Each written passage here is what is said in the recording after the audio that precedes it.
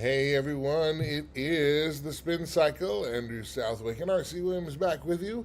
I am so sorry we missed yesterday. That was my fault. As you can see, I'm not at the regular set. I don't have my regular anything this week. I'm doing a lot of traveling this week, and so it's going to be kind of awkward timing for the show, but we will do our best to get everyone out. And yesterday it just the wheels fell off, and we said, you know what, let's just come back tomorrow and hit this hard. The stories yesterday actually are still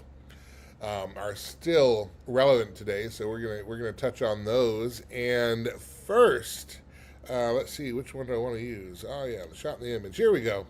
Hot Yes. takes, yes, the Fauci, Dr. Fauci. He's back in the news. He's back in the news, of course, because Rand Paul released what has been portrayed to be his diary. This from Red State. You can see there Anthony Fauci's diary and the repugnance of clout chasing. I just want to highlight a couple of tweets and sections here. This is Rand Paul's tweet here. Said that his committee combed through millions of COVID documents and they found that Fauci destroyed records. He told others to delete emails, and he then told them to delete them from the deleted files and blah blah blah. All kinds of stuff. Here's his, please delete this email after you read it. And let's see, here's this right here in the middle. Hopefully you can see that okay. Let me make that a little bit bigger here. If it'll let me. The Fouch really stepped in this one. Yeah, he says he had a great call. Did that help at all? No, it didn't. Anyway, whatever. He had a great call with Barbara Streisand. She called my cell at 6:05. She apparently she had some sort of neuralgia, and she wanted to know if it was okay to get the shot after she had her little illness. And he starts bragging about Alexa and the difference between Moderna and Pfizer. And so he's really having a good old time here. Here he is writing in 2020.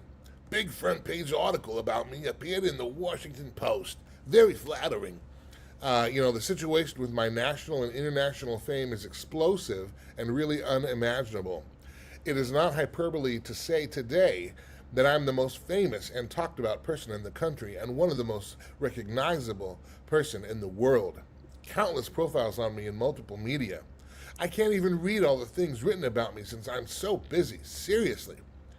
POTUS, that's the President of the United States, seems to be enamored of me, even though I'm taking the spotlight away from him. We're developing a unique and interesting relationship. The entire service corps is coming over to me and chatting. They let me into the first gate without even checking ID. Everyone's worried about my health and welfare, probably because it's all over the place that I'm almost 80 years old. And it goes on like that. There are entries after entries of similar things. And, the big narrative, obviously, is that Fauci clearly was preoccupied with himself. And, there's two things. The political class, I see this like with Republicans especially, but the political class, and probably people like Fauci, they always want to be at the cool table in the lunch, in the lunch cafeteria, and this seems like he finally got his chance to sit with the cool kids and to be popular, for a week or something in school. And so he's just writing in his diary he's meeting all the cool kids, and they're all coming to him, and they're saying how great he is, and he doesn't have to check ID, and they're just giving him free chocolate milk and an extra piece of rectangle pizza, and all that kind of stuff. And he's just gushing over this. And I've heard a few different takes on why didn't Trump fire him, because they became adversarial, and of course all these kinds of things. And I don't care about laying any blame on Trump or not. That's old news, and there's nothing you're going to do about it. A couple of things. One, I think the tragic part of this is that we did have a person who through that time would come on the daily press briefings, and you remember, RC, they were every day with the death counter and all this kind of stuff, and the case counter, which was fraudulent anyway. But so all that stuff is going on, and you really don't read about that much in these pages. You read about him and what he is doing, and when you would think that when you have when if that much death and calamity is going on, that you wouldn't read back in your diary and have it read like, I went to the prom and here's all the cool people I hung out with. But I mean, that to me, that's how it read, and and then the other piece on this is well, I'm going to stop right there first. Let me get you to jump in. I know you probably had a chance to see some of these highlights and so on. Andrew, I want to remind people of two very distinct things. Let me start with the older one first. I wanted to remind you that Dr. Anthony Fauci is responsible for the deaths of hundreds of thousands of people who've contracted HIV because of AZT. Not making that up, it's documented. So he's been Killer Kowalski, of this segment for ages. So that's one. Please don't forget that. You're dealing with someone who has a penchant and an understanding for doing these types of things. And obviously, by looking at number two, is that kid that used to get stuffed in the garbage can and then got invited to the cool kids table because he did something cool in school. Now, fast forward, the other stuff didn't leave him. Okay, he's just a raging egomaniac now, and he's basically got the entire nation's ear during a time where many people would just agree with whatever he said. This kind of stuff came out about Debbie Birx, completely and utterly useless, except for the engine of evil that wanted to poison you. And now here comes Anthony Fauci, and you see in his own words, he is so worried about him and all of him and people caring about him. You know what's not in there? Looking out for people. Mm-hmm. So much for the Hippocratic Oath. But then again, the guy hasn't practiced medicine in 35 years? So, I mean, yeah. You would, I mean, listen, if that kind of celebrity and fame came to you, of course you would talk about it. And I'm sure in the beginning, it would be a little bit fun. I mean, everybody likes to be admired and known and so on and so forth. But you know what? When the great people throughout history, when they were admired and known and they're talking about the things they're doing and what was going on, like you never read Abraham Lincoln talking about himself like that, writing about himself like that. You never hear the founders, even, you go back even to the mid-1900s, and remember when politicians, at least if they weren't telling the truth, at least they were aspirational. Now we just ridicule each other, and I think that's part of the rotten decay. But here's one of the problems I have with this, though. Here's Senator Rand Paul again bringing stuff up, and I guess we're going to go back to another hearing. I don't know. I don't know what the point of I don't know what the point of this is, other than to reinforce something we probably already knew. But here's the thing: Biden, auto pen or not, gave Fauci a preemptive pardon, which I think is the first time in history someone has been pardoned for something they hadn't done, but might have done, but probably did, and needed to be pardoned before charges are brought against him. So I do have to wonder if he has been pardoned for this. The only thing that means is that he can't plead the fifth. That means if he were in a hearing, would have to tell the truth, you would think, but he probably doesn't recall. So, well, he was, obviously he'll recall what he talked about with Barbara Streisand, but he doesn't recall the rest of it. But what would be the point of that then, if he can't be prosecuted? And obviously, we know that we're not really seriously looking into the whole Biden auto pen thing. We're not seriously. Even going back to, you remember a couple of weeks ago, President Trump's big speech on Chinese election interference. A week later, he was downplaying it, saying, well, we did a lot of stuff too, so, nothing came of it. Just like we talked about on this program, this doesn't matter unless there are arrests made and people prosecuted.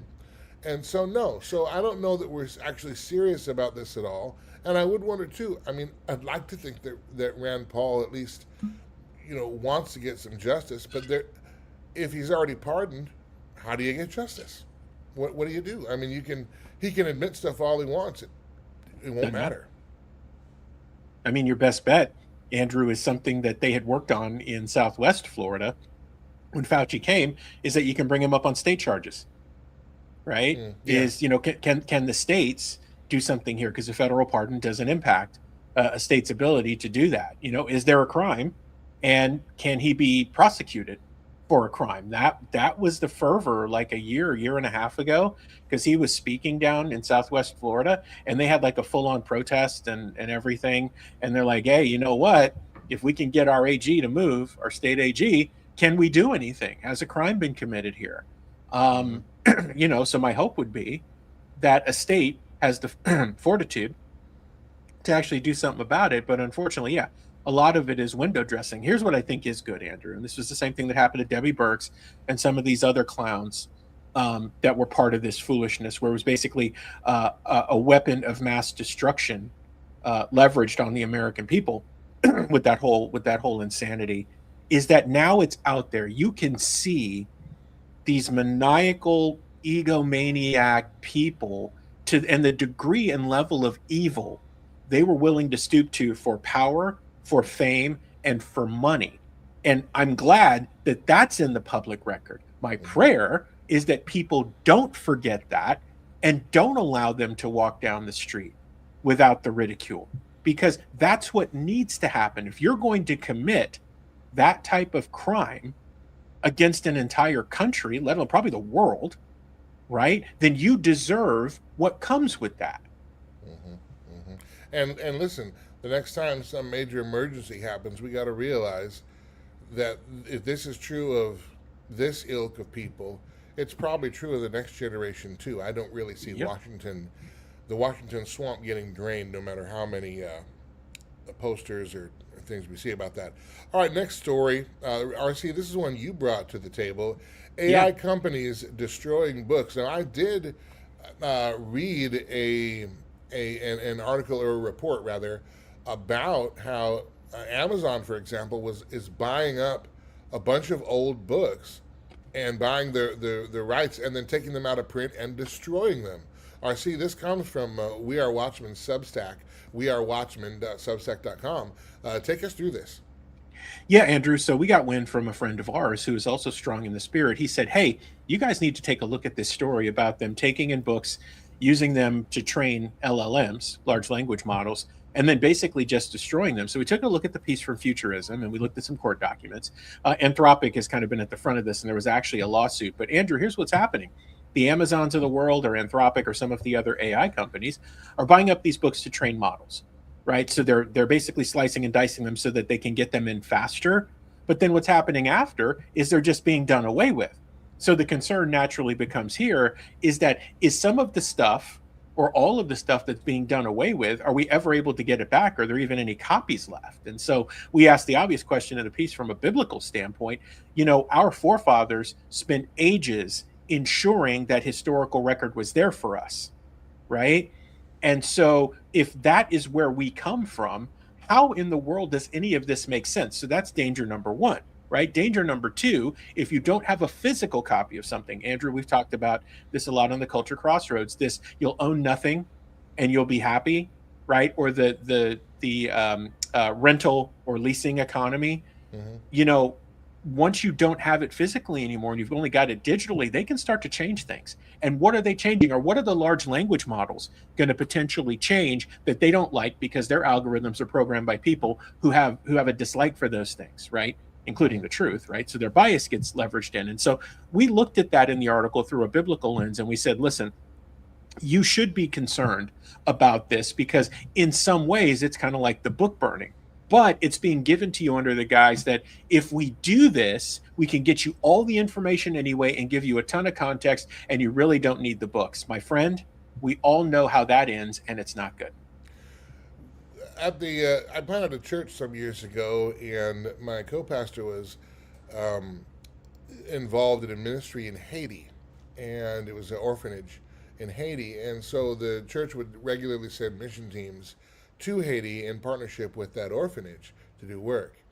And he and I would talk about, what it would take to change a country like Haiti, where, you really have to be careful. One of the reasons why we sent teams directly is, for example, in a country like Haiti, this has bearing, I promise, but bear with me. Mm-hmm. In a country like Haiti, like if you were to send them food, for example, rice is a big deal down there.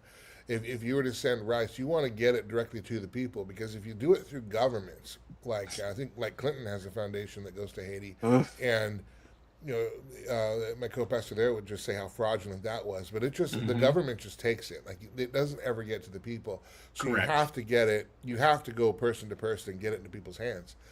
And we say, you know, what would it take for that to change in Haiti? And he said it would take the current generation and maybe part of the next dying out and forgetting about the Mm. context right now.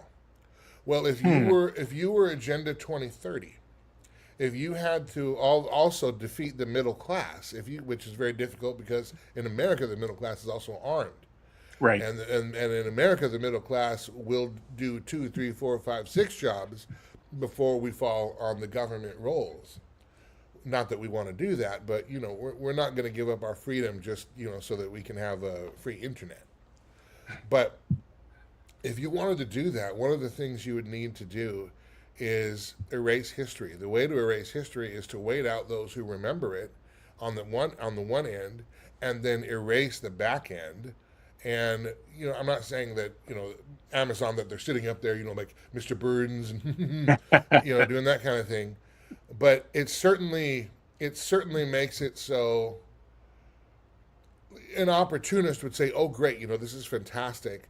You're already doing half the job for us, getting rid of all that physical media." And there is a push to get rid of all physical media. You notice, even for example, in Hollywood, one of the reasons why DVDs. Remember, they used to have bonus features and stuff. Well, it's no Yep. longer profitable for them to do that, to make those, because they're not selling the physical media, or not very much of it anyway.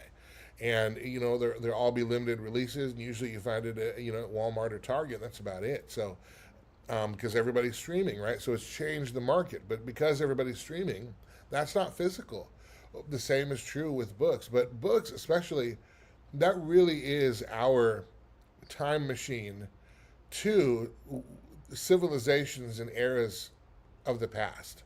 And if we erase all that, then we have to trust that the people today are accurately carrying that information forward, which I do Right. not at all. And again, but if you're able to do that and corner the market and take those books off the shelves, well, then really all you have to do is wait for a generation and a half of people to pass away. And now you've completely rewritten history and thereby set up your preferred future, which is exactly what the Great Reset and Agenda 2030 is all about. Andrew, I they do it a little bit at a time, right? It's the frog in the pot. They get you comfortable with, oh, you can just rent or you can lease or you can do this or hey, just do this or do that. You don't really need to own it because well, you own nothing and be happy. It's like Agenda 2030 has been working in the background the whole time, right? They've just said, oh, they say we can't go this way, right? Let's try a different angle and let's lull them to sleep. And so ultimately, what do you get? I don't know if you've noticed this lately, but the service on everything is complete garbage, right? Just Yeah. everything, everywhere you go, it's just like the service is terrible. Unless you happen to go to a mom and pop where the people know the people in a community, the service and even the quality of stuff is just slop right now. But it's gotten even worse, Andrew. The technical experiences using Mm-hmm. technology for some of these things has gotten equally bad. It's almost like nobody cares anymore. And it is because they lull you to sleep. I think what you said about Haiti, by the way, is really important is that the best way to get rid of history is to let the people who remember it die off. And then as they're dying off, you're slowly just removing it. So before you know it, Mm-hmm. anybody who would know anything doesn't have any idea, one, what happened, and two, that what actually happened was just conveniently smudged out of history while they weren't paying attention. Yeah, yeah. And, you mentioned too with customer service. My goodness, my wife and I were just talking about this because I had a terrible customer service experience just recently, which is partly why I'm on the road here. Mm-hmm. And it really is like they don't care about the customer, because I think actually you're no longer the customer. You're actually the product, Yep. and and if you're defective, they'll just toss you out. They really don't care about giving you good service. And it's not that a business cares about your life and wants to sit down and have a heart to heart. But those mom and pops and those locally owned do exist, because the ones that, gee, if you were gonna return something a couple hours late, the manager might say, you know what, don't worry about it. Hey, I'll make sure that's on time for you. Just as a decency, person to person, that's gone. Now Yeah. it really is. You think your life is customizable, but really, They think your life is programmable and predictable, and that's what they're working to be able to do. Andrew, you are so right. And as I'm thinking about this, it's like you go through this experience, you call, you either don't get a human or whatever. But have you noticed that TV is almost unwatchable, radio is almost unlistenable, and it's like, what are they doing? And it goes back to what you just said. They don't care because they're being subsidized by their handlers. If you ever want to know what they're not going to talk about, just listen to the commercials. There's some Sherlock 101 for you. Right. But isn't it interesting what happens when they no longer care about the quality of the product or even the topic, or even if you listen or watch, because that's not what this is about. Yeah. It's about the fact that they're subsidized by their masters to push agendas and things that are going to be detrimental to you. And they honestly don't care. Well, I see. Speaking of subsidies, I don't have any graphics for this one because I just compiled the information on notes on my phone, so I don't have flashy things for you right now or for the viewers. So I'm sorry about that, but bear with me here. We've talked a lot about flock cameras. In fact, on the Culture Crossroads 316 channel, there was a whole deep dive into how expansive the flock camera disbursement is in America, how many scans they take every day. Excuse me. So, but did you realize, and a lot of people don't know this, that flock is not the only game in town. And in fact, one of the companies that is quickly replacing flock is Axon. Axon is usually associated with body cameras, and so you see police body cameras and things like that. Now, what's interesting is the money trail behind Axon. President Donald Trump's Federal Financial Disclosure Report reports an Axon Enterprise stock purchased on February 10th, 2026, valued somewhere between $1 and $5 million. Axon has investors, surprise, surprise, Vanguard and BlackRock, who are attempting to own the world. They were Axon's two largest disclosed institutional holders, with approximately 11.6% and 9.3% of the company, respectively. Man, blah. It's more than a manufacturer of tasers, though. I've got a list here of all the stuff they do. Let me find it. Oh boy, Andrew, as you're looking for that, interesting, real quick, is that I think most people, they may not realize Vanguard and State Street are two of the biggest stewards of retirement funds and 401ks. So guess what? Your money's being weaponized against you, and then they're giving you a little change on the back end. How convenient. Yeah, and again, this is part of the surveillance state. And now, to be fair, President Trump's investment, he's not a controlling investor in it. But it's interesting, hey, I'll make some money off that too, or my organization will, okay? So Axon markets interconnected law enforcement. And by the way, notice how all these surveillance state cameras are pairing up with law enforcement, the enforcement mechanism of the surveillance state. But taser devices, body-worn cameras, in-car camera systems, we've talked about that as well, fixed license plate recognition cameras, gee, I wonder where we've heard that before, police drones, and drone as first responder. Drone as first responder. Imagine dialing 911 and they send a drone. Thanks. Robotics and counter-drone technology, digital evidence storage, listen guys, this is records management software, real-time crime center platforms, AI tools, police report drafting and transcription systems, video, geolocation, dispatch, and sensor data integration. Axon describes its network as connecting weapons, cameras, fixed sensors, drones, robotics, evidence systems, records, real-time operations, and AI capabilities into a unified public safety platform. Is there anything about life they're not capturing? About your life or mine? The integration is where the constitutional concern comes, because this single platform can combine, and listen to this, your vehicle movements, your license plate history, any body cam footage, officer locations, private and public camera feeds, dispatch records, 911 information, drone video, facial recognition results, police reports, and other digital evidence. I mean, it is unbelievable. Axon, for how large their company is, they reported $2.1 billion in 2024 revenue, more than $1 billion in annual recurring revenue, more than $10.1 billion in future contracted bookings, which means they're planning on more of this. More than 1 million software users, approximately 300,000 body cameras were shipped in 2024, approximately 200,000 tasers were shipped in 2024, and in the first quarter of this year, $807 million in quarterly revenue, a 34% year-over-year increase, $355 million in software and services, which is a growth of 35%, AI product growth of more than 700%, counter drone revenue grew at 300%, and of course their raised revenue forecast is 32% overall. So it is a large, rapidly expanding company. And by the way, you follow the money.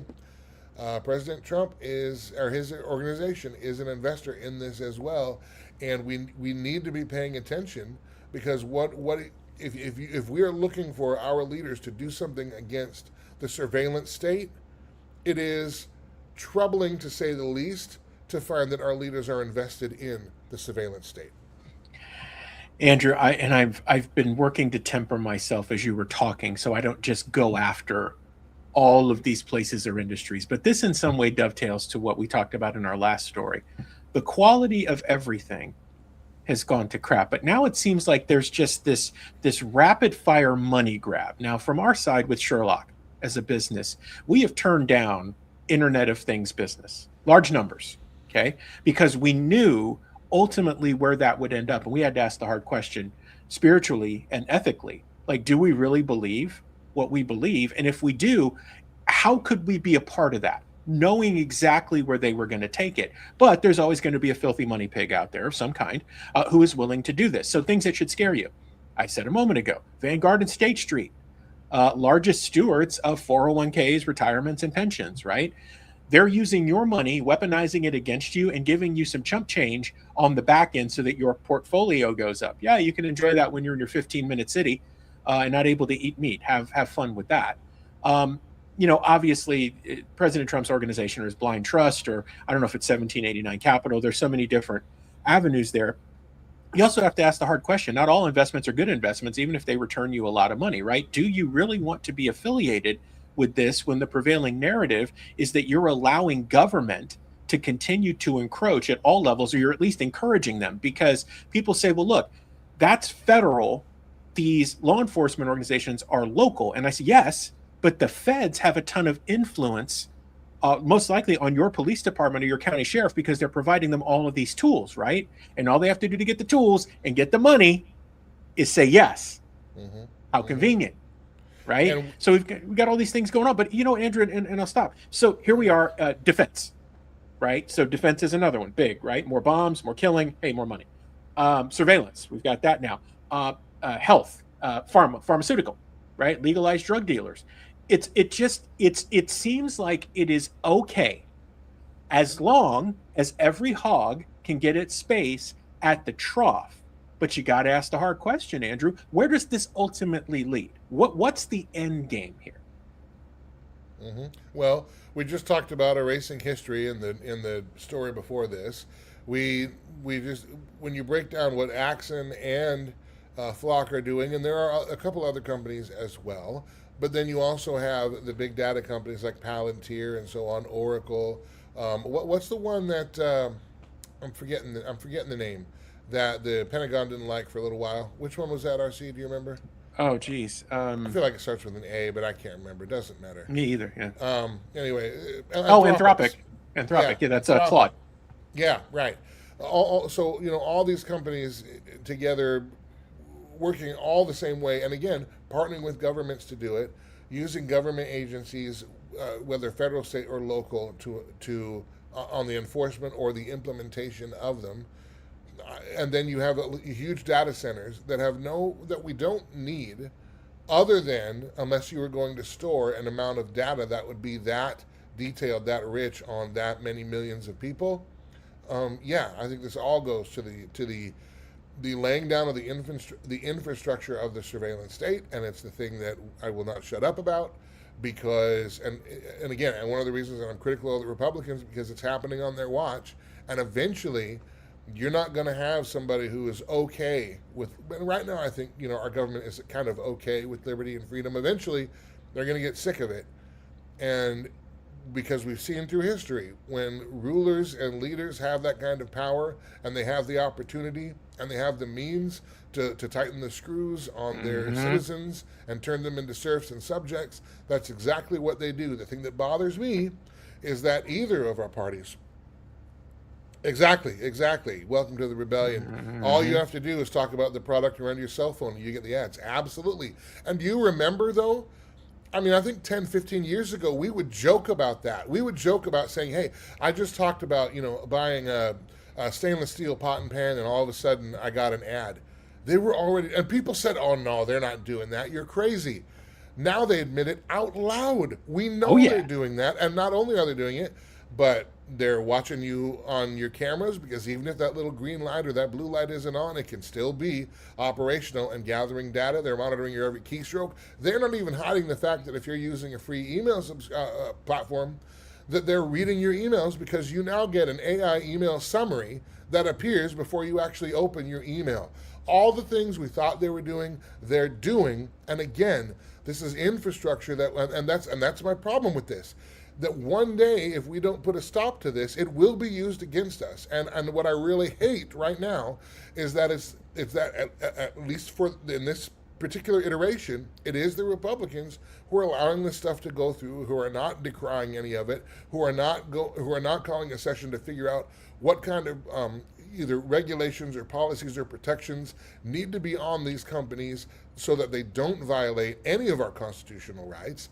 And to think that the people that I voted for helped to supply the chain that eventually they're going to put the handcuffs to, that eventually they're going to want our hands in, I